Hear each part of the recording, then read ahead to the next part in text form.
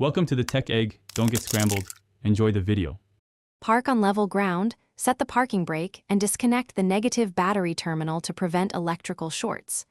Open the hood, remove the engine cover clips, and lift the cover to expose the ignition coils.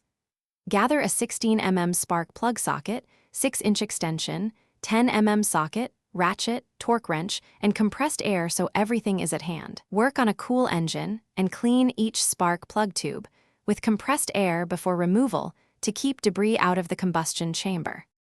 Label and unplug each coil connector starting at the front passenger bank to maintain correct firing order. Remove the 10 mm coil mounting bolts and lift each coil straight up, one at a time, so connectors do not tangle. Use compressed air around the plug well, then thread a 16 mm spark plug socket on a 6-inch extension onto the plug and extract it straight out. Inspect each removed plug for oil, heavy carbon, or abnormal wear to help diagnose misfires or oil leaks. Fit new OEM spec spark plugs and set the gap to 0. 28 inches if required by the part. Hand thread each plug first to avoid cross-threading.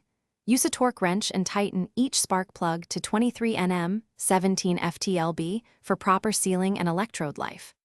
Reinstall each ignition coil, tighten the 10 mm coil mounting bolts, and reconnect every coil connector in the original order.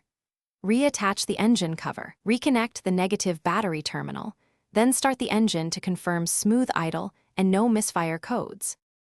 Thanks for watching. Consider subscribing if I helped unscramble your problems.